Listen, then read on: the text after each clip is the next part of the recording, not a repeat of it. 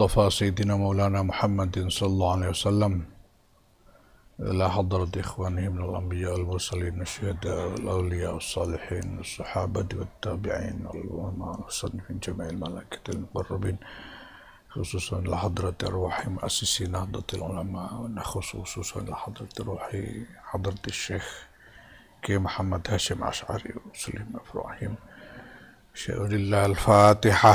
أعوذ بالله من الشيطان الرجيم. بسم الله الرحمن الرحيم. الحمد لله رب العالمين الرحمن الرحيم مالك يوم الدين إياك نعبد وإياك نستعين اهدنا الصراط المستقيم صراط الذين أنعمت عليهم.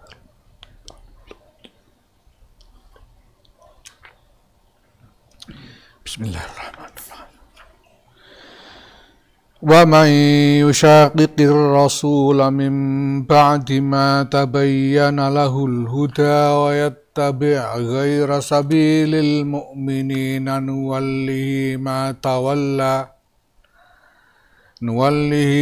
تولى ونصله جهنم وساءت مصيرا. Waman yusyakik, dan barang siapa menyelisih ar-Rasulah kepada Kanjeng Rasul Muhammad sallallahu alaihi wasallam min ba'di ma tabayyana, sesudah apa yang menjadi jelas baginya, bagi orang itu,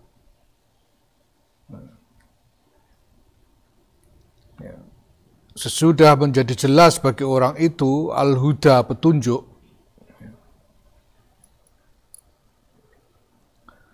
menjadi jelas karena adanya bayinah, adanya bukti-bukti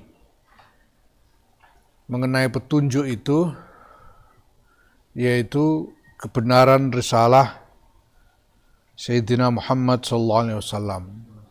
Bayinah itu berupa mukjizat-mukjizat yang nyata.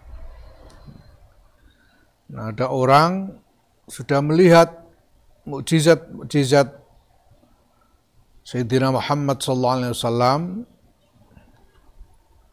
kok masih berani-berani menyelisihi Kanjeng Rasul. Nah, ini wayat tabi, dan mengikuti orang itu, mengikuti ghaira sabilil mu'minina, selain jalannya orang-orang mukmin. Nuwallihi, maka kami kuasakan atasnya, kami Allah menguasakan orang itu ma tawalla, kepada apa yang dia condong kepadanya.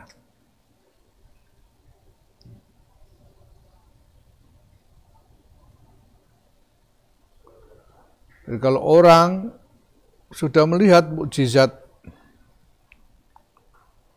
Sayyidina Muhammad, dan di antara mukjizat itu yang terbesar adalah Al-Quran itu sendiri, kemudian berani-berani menyelisihi Kanjeng Rasul dan mengambil jalan yang berbeda dari jalannya orang-orang mukmin, maka Allah akan menguasakan apa yang dia condongi itu kepadanya. Jadi dia seperti diperangkap di dalam kesesatannya itu.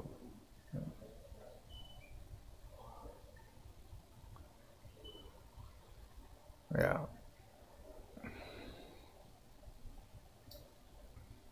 Sehingga ya tidak bisa melepaskan diri. Nah, sudah itu wanuslihi jahannam, dan kemudian Allah akan memasukkannya, kami Allah akan memasukkannya jahannamah, ke dalam neraka jahannam. Wasaat, dan buruk sekali neraka jahannam itu, masiron, sebagai tempat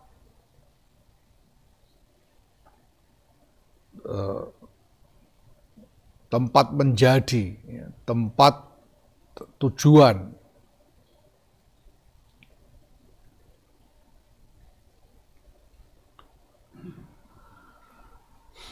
Tidak ada masa depan yang lebih buruk selain jahanam.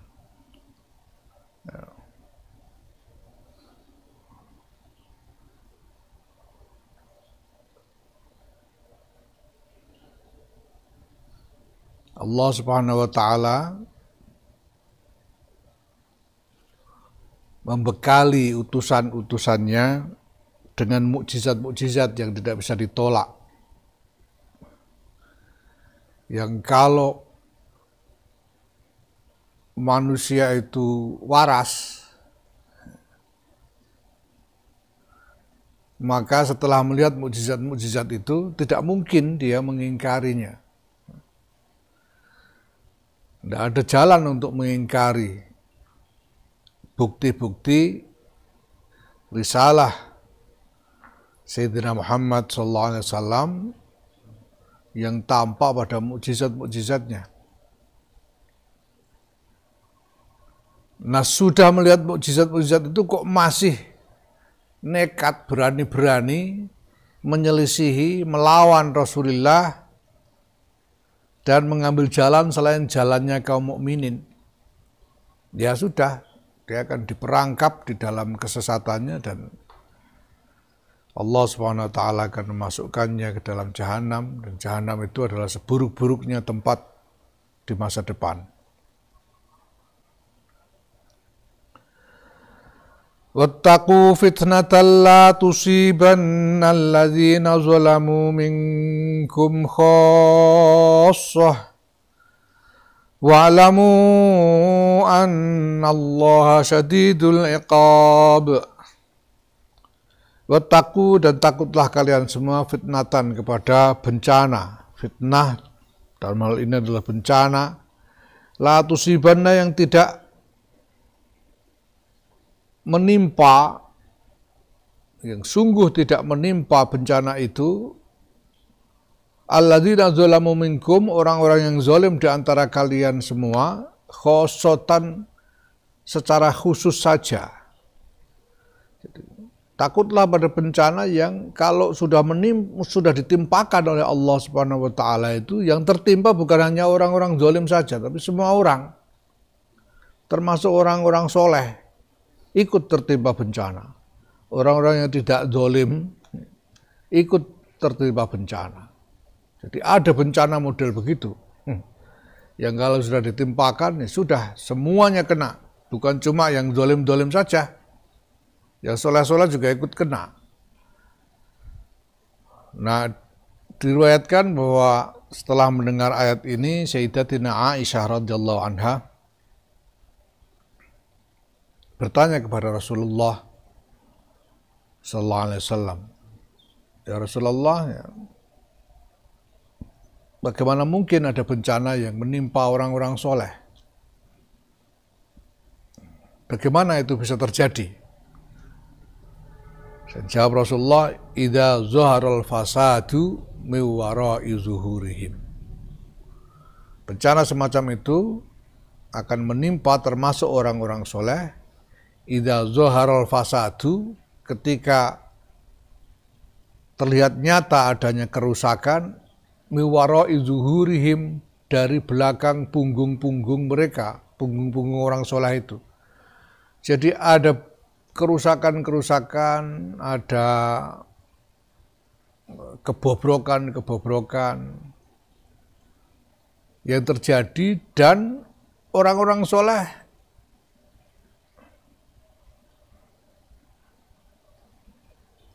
tidak mau melihatnya. Jadi pura-pura tidak tahu dan tidak mau melihat, daripada nanti ikut tanggungan, pikirannya begitu. Tidak mau melakukan apa-apa terhadap kerusakan yang terjadi itu. Ya, dengan kata lain, orang-orang soleh ini pura-pura tidak tahu kalau terjadi kerusakan-kerusakan. Nah, kalau ini ya, yang terjadi, maka fitnah atau bencana itu akan menimpa semua orang.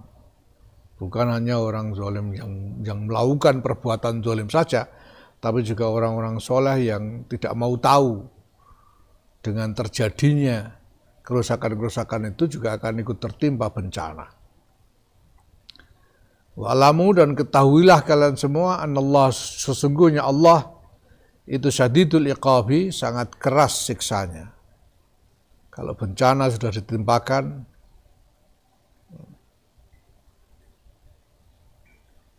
kalau Allah Subhanahu wa taala sudah menghendaki untuk menimpakan bencana, maka bencana itu akan sangat berat untuk ditanggungkan, karena Allah itu sangat keras siksanya.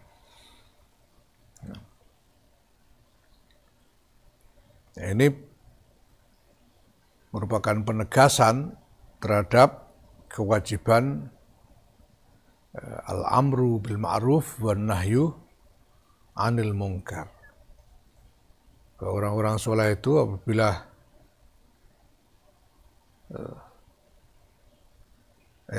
harus memerintahkan kepada hal-hal yang ma'ruf dan mencegah perbuatan mungkar.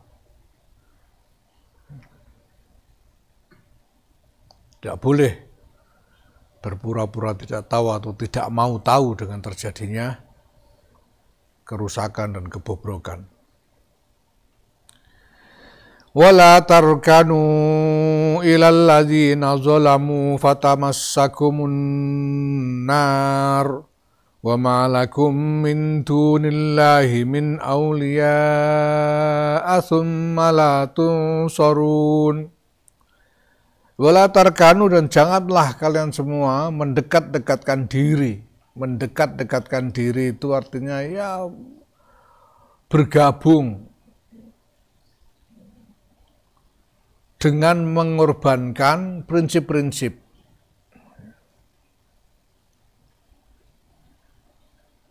Ilal ladzina zalamu, kepada orang-orang yang zalim.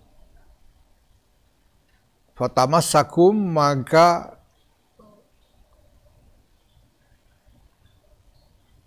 menyentuh kalian semua an-naru, neraka.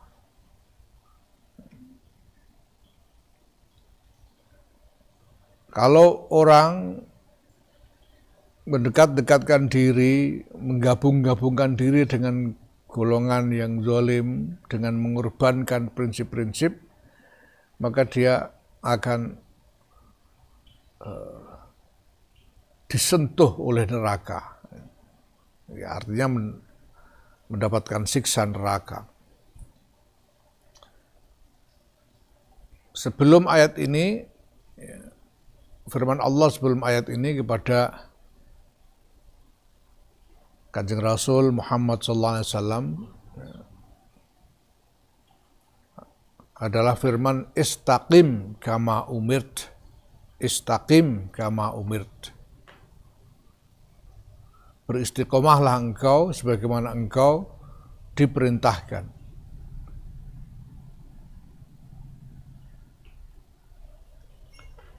Nah, dalam perjalanan perjuangan fisabilillah itu,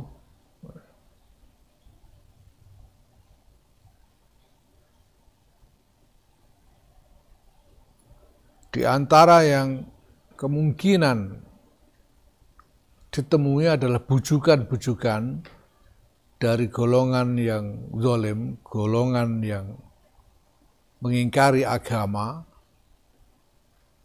untuk bergabung dengan kompromi-kompromi,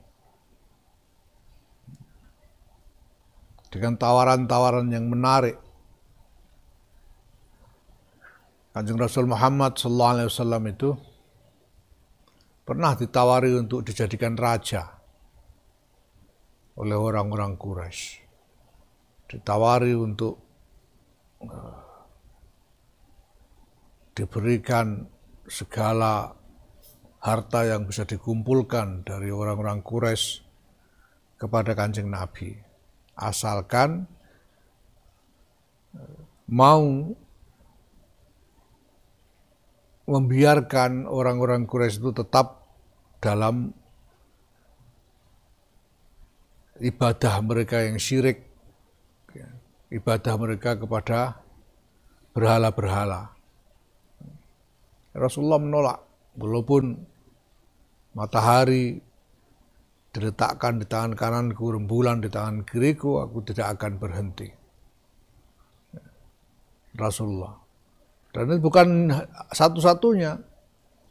Dari waktu ke waktu muncul tawaran-tawaran seperti itu. Tapi Allah Subhanahu wa taala mengingatkan istaqim kama umirt. Artinya jangan mengorbankan prinsip. Nah, di waktu-waktu yang lain terjadi juga kebutuhan ya, untuk membuat kesepakatan-kesepakatan. Rasulullah Muhammad SAW misalnya membuat kesepakatan dengan orang-orang Quraisy Makkah di Hudaybiyah yang terkenal dengan perjanjian Hudaybiyah itu. Di situ Rasulullah Muhammad SAW sepakat untuk menunda pelaksanaan umroh pada tahun itu. Padahal semua sudah berikhram, sudah niat umroh dan berikhram, tapi Rasulullah sepakat untuk membatalkan dan menundanya tahun depan. Sehingga kemudian mengajak semua orang untuk bertahallul dan menyembelih dam untuk itu. Ini adalah kesepakatan, tapi tidak mengorbankan prinsip. Karena Rasulullah tetap pada posisi akidah dan syariah yang diteguhinya. Ada lagi kesepakatan yang dibuat oleh Rasulullah, misalnya ketika hijrah ke Madinah dan kemudian membuat kesepakatan dengan penduduk Madinah yang bermacam-macam isinya.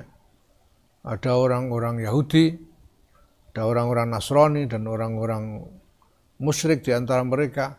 Rasulullah membuat perjanjian yang kemudian disebut sebagai Piagam Madinah untuk hidup bersama dalam damai, untuk saling melindungi dan mempertahankan Madinah dari serangan manapun bersama-sama dan seterusnya. Tapi tidak mengorbankan prinsip, tetap dalam jati dirinya sebagai mukminin, tetap dengan akidah dan syariahnya. Nah, ini yang kemudian dijadikan referensi oleh para ulama kita sepanjang sejarah. Nahdlatul Ulama ini juga membuat kesepakatan-kesepakatan dengan berbagai pihak. Pada waktu pemerintah Hindia Belanda mengangkat penghulu-penghulu untuk urusan pernikahan di antara umat Islam, para ulama kita menyatakan penghulu-penghulu itu sah, bahkan sebagai wali hakim. Tetapi tetap dalam pendirian bahwa penjajah harus diusir dan kemerdekaan harus diperjuangkan. Di kemudian hari misalnya Kiai Abdul Wahab Hasbullah sepakat untuk ikut di dalam skema politik yang dibuat oleh Bung Karno pada waktu itu yang disebut dengan Nasakom, koalisi antara kelompok nasionalis, agama, dan komunis. Itu kesepakatan politik untuk menghindarkan perpecahan di tengah-tengah negara yang memang sedang bergolak. Ada pemberontakan Darul Islam DITII, ada pemberontakan PRRI Permesta dan lain-lain. Tetapi tidak mengorbankan jati diri dari akidah Ahlussunnah wal Jamaah dan syariah Islam yang diteguhi, jadikan pegangan di tengah-tengah pergaulan yang kompleks, lebih-lebih di masa-masa dewasa ini. Kalau kita tidak mungkin, karena kita tidak mungkin mengasingkan diri, kita harus bersentuhan dengan berbagai macam pihak, kita bisa membuat kesepakatan-kesepakatan, konsensus-konsensus, ya. Tapi tidak boleh mengorbankan prinsip-prinsip. Ya ayyuhalladzina amanu qu anfusakum wa ahlikum nara قوا أنفسكم وأهليكم نارا وقودها الناس والحجارة عليها ملائكة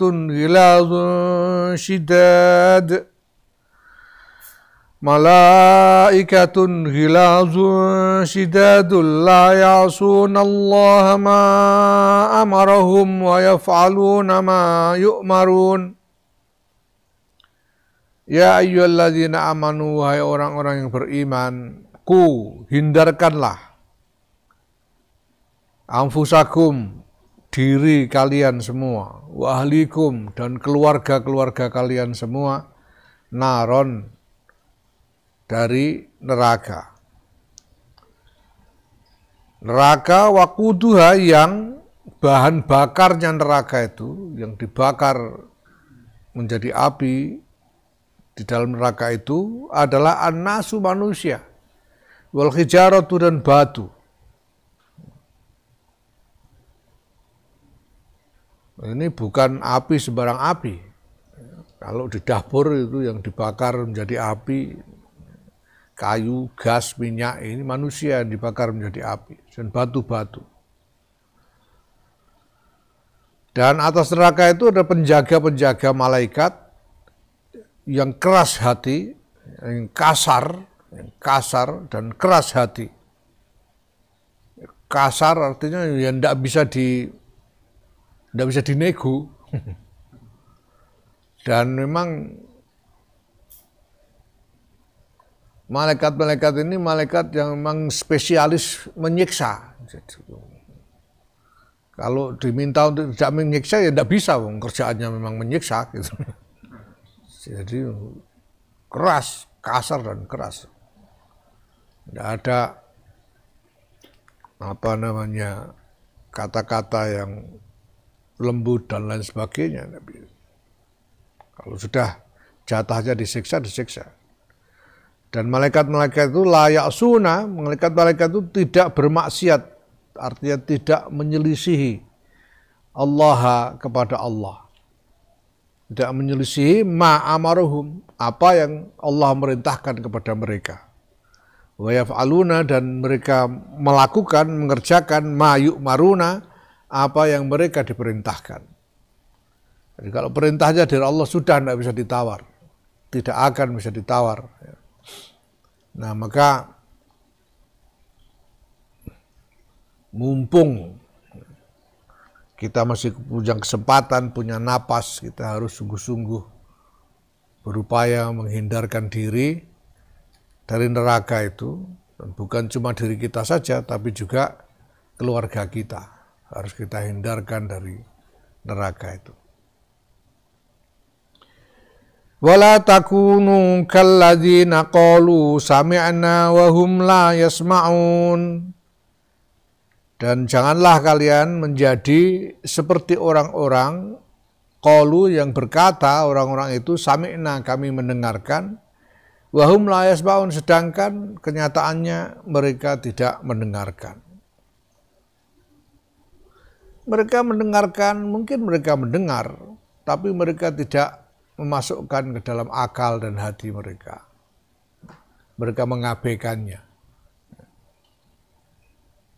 Mereka berpura-pura menerima, tapi sebetulnya hati mereka ingkar. Ini orang-orang munafik. Tidak boleh begitu. Maka saya seringkali mengingatkan kepada pengurus-pengurus dan kader-kader Nahdlatul Ulama bahwa mereka sudah berbaiat ala sam'i wa ta'ah. Dalam baiat pelantikan, dan setiap kali selesai pelatihan kader itu mereka berbaiat, bayatu ala sam'i wa ta'ah. Mereka berbaiat untuk mendengar dan taat. Ya. bil jihad fi sabilillah, dengan jihad fi sabilillah, ala tariqati nahdlatul ulama, di atas jalannya Nahdlatul Ulama ini baiat. Jangan sampai sudah bilang baiatu ala sam'i wa ta'ah ternyata tidak taat. Ini namanya ini kayak begini nih. Kalladzina qalu sami'na wa hum la yasma'un. Enggak boleh.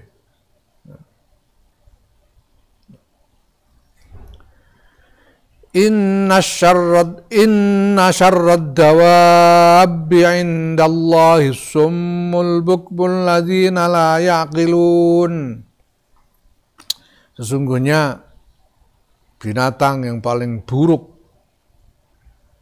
menurut Allah adalah yang tuli dan bisu.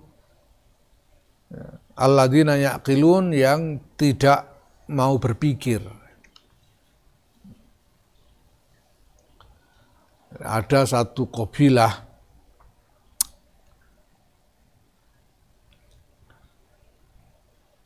namanya kabilah Abduddar bin Qusay, yang ketika didakwai oleh Rasulullah Muhammad SAW, mereka mengatakan kami tidak peduli, kami tuli, bisu, dan buta dari apapun yang dikatakan oleh Muhammad. Itu kata mereka. Akhirnya mereka tumpas di dalam perang Badar.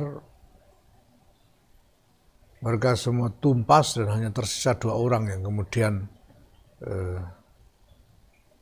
menyatakan iman, ya, bersyahadat. Selebihnya tumpas. Jadi ketika dakwah disampaikan, ketika ajaran-ajaran agama diajarkan, jangan sampai kita menolak untuk mendengar, menolak untuk memikirkannya, menolak untuk menjadikan pertimbangan. Ya.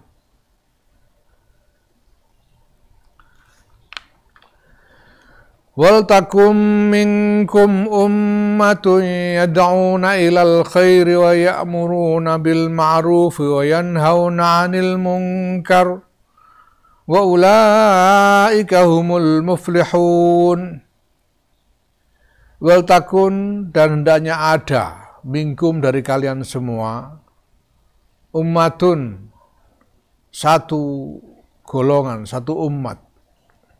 Ya. Para mufassir mengatakan bahwa walaupun lahirnya kalimat ini merujuk kepada sebagian, wal takum minkum, tapi yang dimaksud sebetulnya adalah keseluruhan. Hendaknya kalian semua menjadi umat. Bukan hanya sebagian, tapi kalian semua menjadi umat. Yad'una, yang mengajak umat itu ilal khairi, kepada kebaikan. Sebagaimana saya singgung tempo hari, bahwa al khair, yang dimaksud al khair ini adalah kebaikan yang membawa keuntungan bagi orang yang melakukannya. Jadi mengajak ilal khair itu mengajak orang untuk melakukan sesuatu yang kalau dia mau, dia sendiri yang untung. Mengajak orang beriman, kalau dia beriman, dia yang untung. Mengajak orang untuk menegakkan sholat, kalau dia mau menegakkan sholat, dia yang untung. Itu al khair. Wa ya'muruna, dan memerintahkan umat itu bil ma'rufi, kepada hal yang ma'ruf. Apa hal yang ma'ruf itu? Yang ma'ruf itu adalah sesuatu yang oleh semua orang diakui kebaikannya. Semua orang menganggapnya baik. Makanya istilahnya ma'ruf, yang makna letterleknya adalah dikenali, dikenali sebagai kebaikan oleh semua orang. Itu al-ma'ruf. Ya.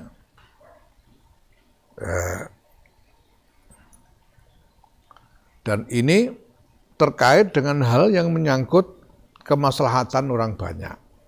Seperti misalnya ya menyingkirkan batu dan rintangan-rintangan dari jalan. Ini ma'ruf. Ya.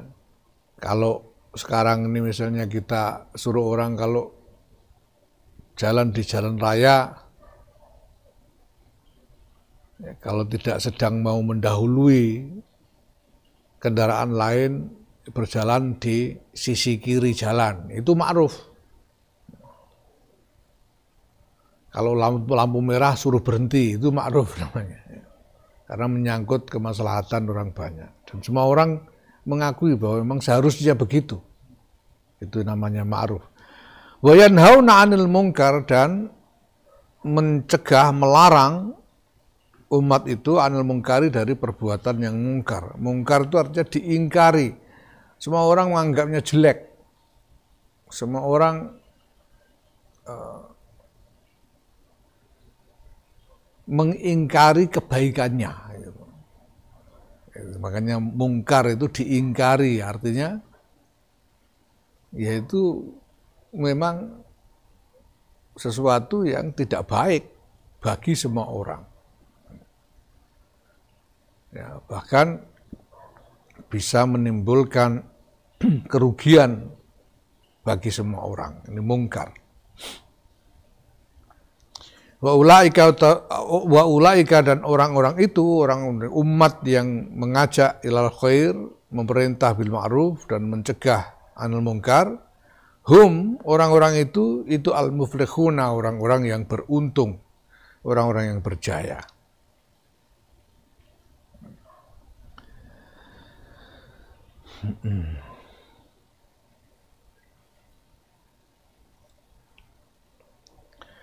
Wa ta'awanu 'alal birri wat taqwa wa la ta'awanu 'alal itsmi wal 'udwan wattaqullaha innallaha syadidul 'iqab. Wa ta'awanu, dan bekerja samalah kalian semua, tolong menolonglah kalian semua, 'alal birri, atas kebaikan, wa taqwa, dan takwa. Saling bantu, saling tolong dalam menjalankan kebaikan dan di dalam meneguhkan takwa kepada Allah Subhanahu wa taala. Wala ta'awanu, dan jangan tolong menolong, alal ismi, atas perbuatan dosa, wal udwan, dan perbuatan yang melampaui batas, perbuatan zalim, kelaliman yang melampaui batas. Udwan. Wattaqullah, dan takutlah kepada Allah. Innallaha syadidul iqab, sesungguhnya Allah itu syadidul iqabi, sangat keras siksanya.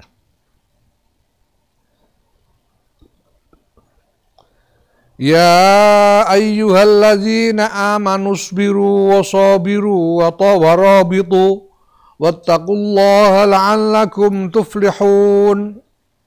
Ya ayyuhalladzina amanu, wahai orang-orang yang beriman, isbiru, sabarlah kalian semua. Wasabiru, dan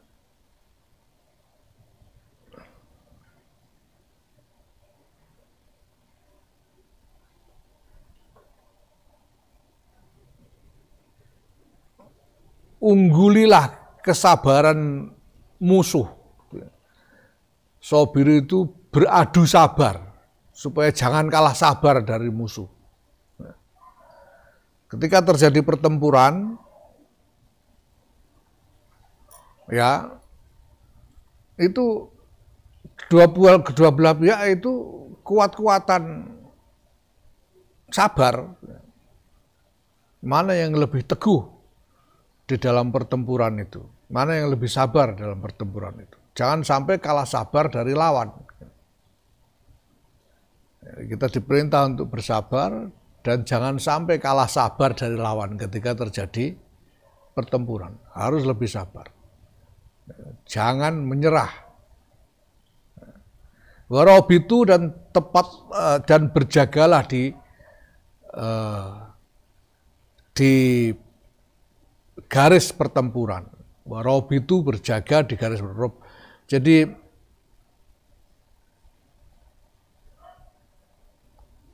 dulu itu pada masa Rasulullah Muhammad SAW sampai dengan ya belakangan, tidak ada namanya perbatasan negara, itu tidak ada. Yang ada adalah jalan masuk, akses kepada satu wilayah di antara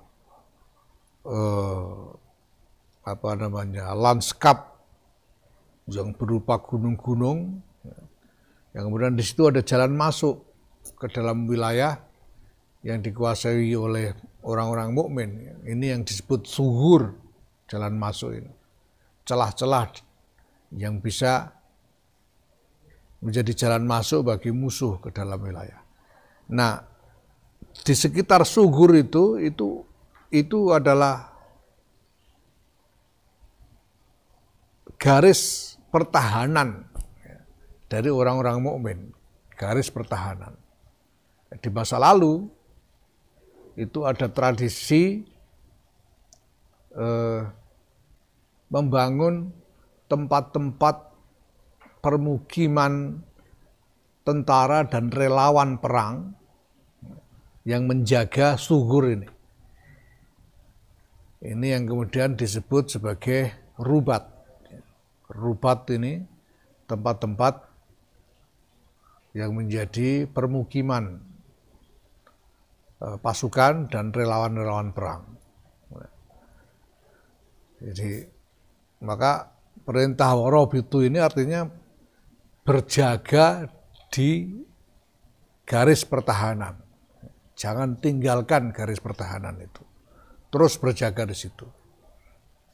Ya.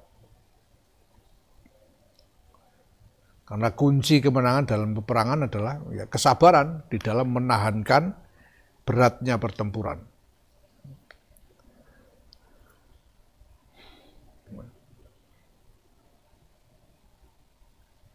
Jangan sampai ada di tengah-tengah pertempuran yang berat itu, lalu ada yang menyerah. Apalagi lari dari pertempuran, ini dosa besar. Firar minaz zahaf, lari dari pertempuran itu dosa besar. Dulu waktu saya menjadi juru bicara Presiden Abdurrahman Wahid, ya, setelah MPR membuat sidang memutuskan untuk melengsarkan Presiden Gus Dur itu, saya dipanggil oleh Presiden. Ya, kemudian Presiden mengatakan kepada saya bahwa beliau tidak akan meninggalkan istana. Walaupun MPR membuat sidang semacam itu, beliau tidak akan meninggalkan istana. Kata beliau kepada saya,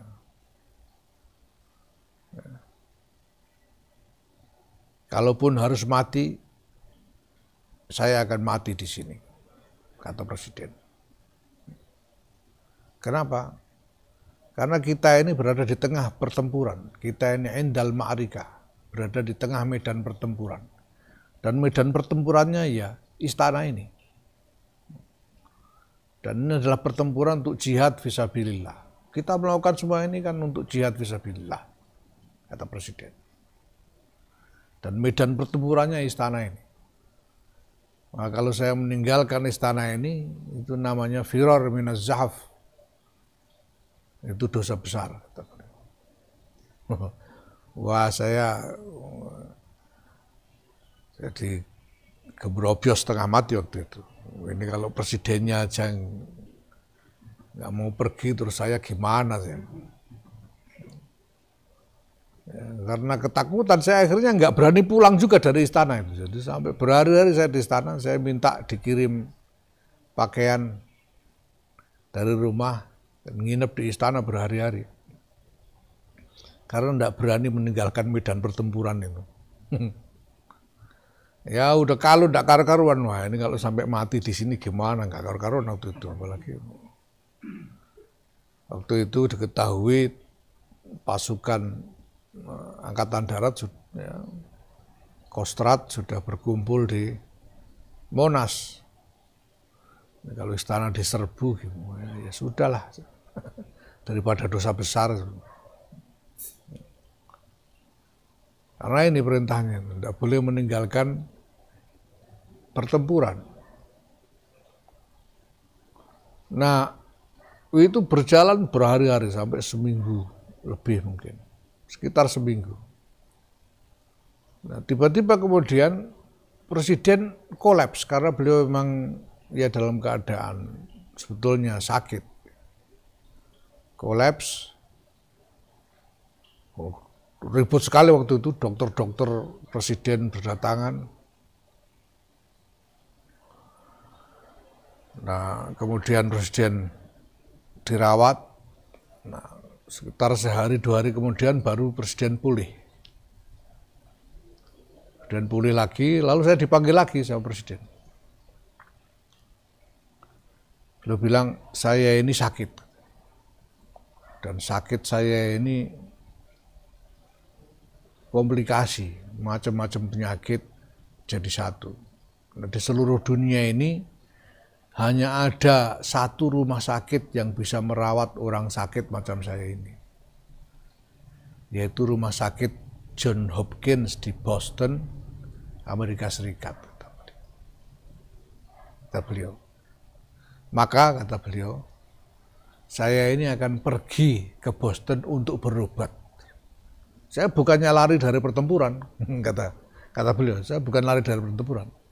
Tapi karena saya sakit dan harus berobat, maka saya akan pergi berobat. Ini namanya ilat baru, kata beliau. Al-hukmu yaduru ma'a illatihi wujudan wa adaman, kata beliau. Hukum itu tergantung ilatnya, ada atau tidaknya. Karena sekarang saya mendapat ilat sakit, saya harus berobat, maka saya akan pergi berobat, kata Gus Dur. Nah, saya tidak berani ngomong apa-apa, walaupun saya sendiri tambah kalut lagi. Lah kalau presidennya pergi berobat, saya gimana? Tidak ada perintah. Kalau misalnya waktu itu presiden bilang sampean pulang aja, itu ada elat buat saya. Ini perintah imam suruh pulang, ya diperintah imam pulang. Tidak ada perintah. Jadi wah luar biasa itu. Kalau tidak karu-karuan saya.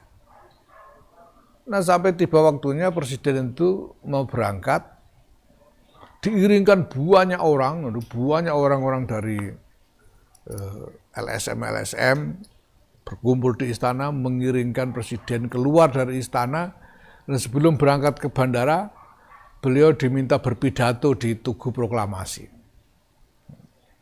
Nah, saya ikut mengiringkan presiden keluar. Mengiringkan presiden keluar, sampai di Tugu Proklamasi, presiden pidato, dan beliau mengatakan, ya kira-kira perjuangan kita belum selesai. Saya harus pergi berobat, terus saya akan pulang untuk melanjutkan perjuangan. Kira-kira begitu pidato presiden. Sudah itu presiden langsung pergi dari situ langsung ke bandara. Nah, saya kan di luar istana sudah, ikut mengiringkan ke Tugu Proklamasi itu. Saya kan bingung ini, saya gimana ini saya? Pulang apa balik ke istana? Tidak ada perintah dan tidak boleh meninggalkan medan pertempuran, ini gimana? Nah, akhirnya saya sambil takut-takut balik ke istana saya. Balik ke istana, pagar sudah ditutup. Saya minta izin masuk oleh Pas Pampres, tidak diizinkan, tidak bisa Pak.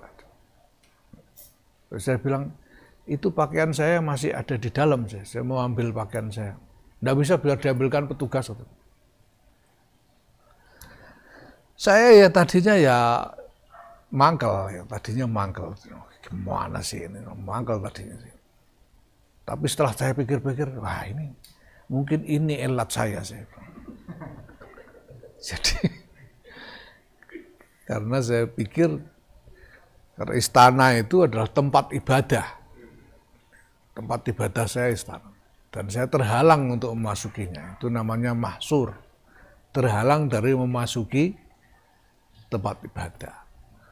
Ya mudah-mudahan ini menjadi elat saya untuk tidak masuk istana.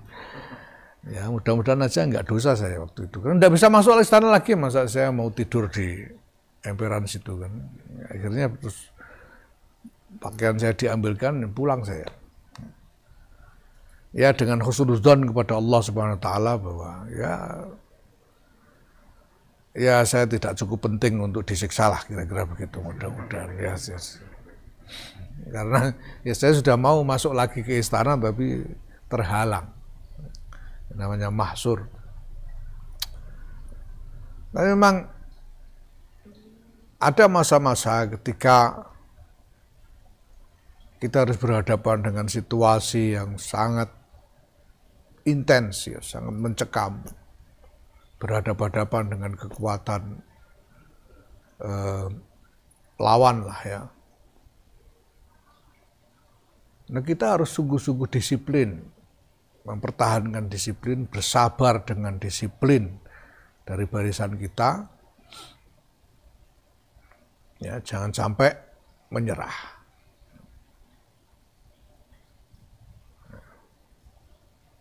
Dalam keadaan apapun.